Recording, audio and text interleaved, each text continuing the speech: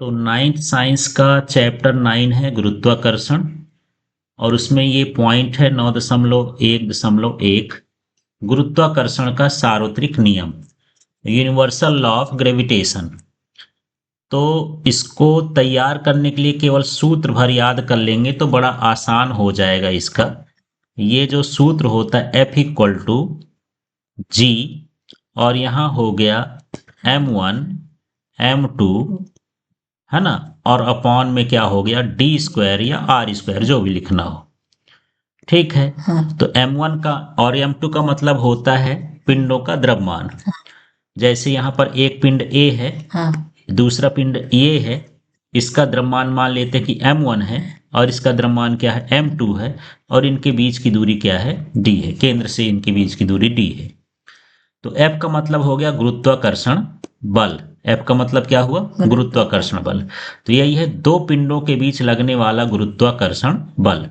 F को क्या बोलोगे, दो पिंडों के बीच लगने वाला गुरुत्वाकर्षण बल।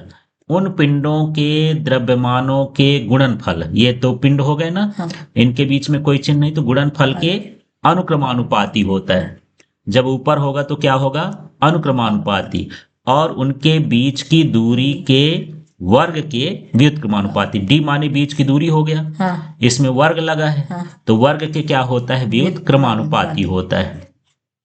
ठीक है। तो बोलो तो क्या बोलोगे इसको, दो पिंडों के बीच लगा बल, दो पिंडों के बीच लगने वाला गुरुत्वाकर्षण बल। हाँ बोलो फिर से। दो पिंडों के बीच लगने वाला गुरुत्वाकर्षण बल हाँ, उन पिंडों के द्रव्यमानों, उन पिंडों के द्रव्यमानों के गुणनफल का गुणनफल के अनुक्रम, हाँ अनुक्रमानुपाती या समानुपाती एक ही चीज होता है, समानुपाती होता है। हाँ। और उनके बीच की दूरी के वर्ग का व्युत्क्रमानुपाती होता है। यही गुरुत्वाकर्षण का नियम कहलाता है। हाँ। और ये बल दोनों रेखाओं के मिलाने वाली दिशा के अनुदिश लगता है। जैसे ये है, दो पिंड हैं, दोनों से हम ये मिला दिए, तो इनकी दिशा एक दूसरे के ऊपर है ना, ये आकर्षण बल को दर्शाता है। जब तीर इसका तीर उधर की ओर हो और उसका तीर इधर की ओर हो, तो दोनों के बीच किस तरह का बल लग रहा है, आकर्षण बल।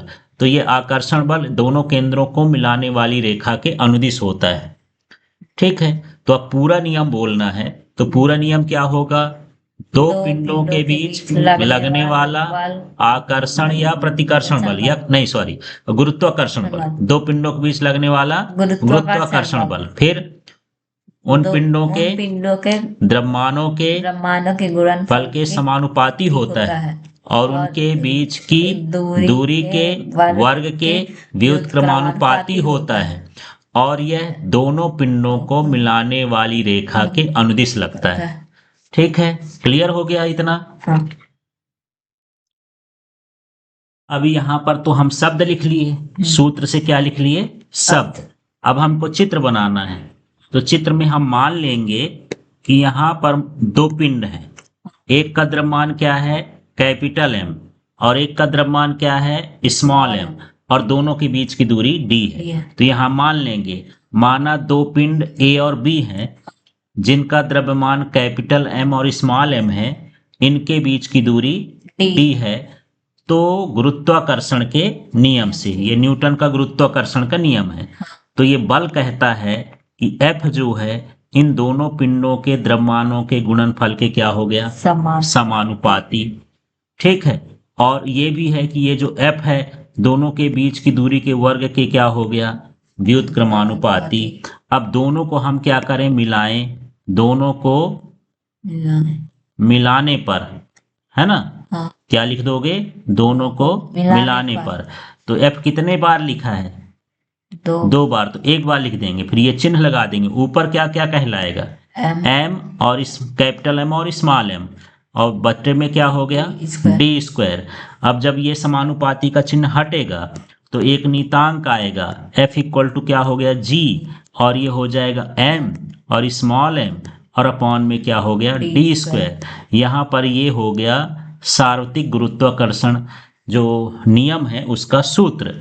यहाँ पर हमको ये भी बताना है कि ये कैपिटल G है क्या, तो जहां कैपिटल G क्या है, गुरुत्वाकर्षण नियतांक है। कैपिटल जी क्या है? गुरुत्वाकर्षण नियतांक। नियतांक। इस तरह से ये पूरे बल को हमको बताना है।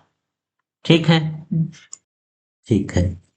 अब यहाँ पर देखो जो हमारा सूत्र आया था न्यूटन के गुरुत्वाकर्षण के नियम से, जी इक्वल टू क्या था? Capital M small M upon में क्या D था? स्क्वायर। D square. यदि मुझे जी निकालना है तो क्या होगा?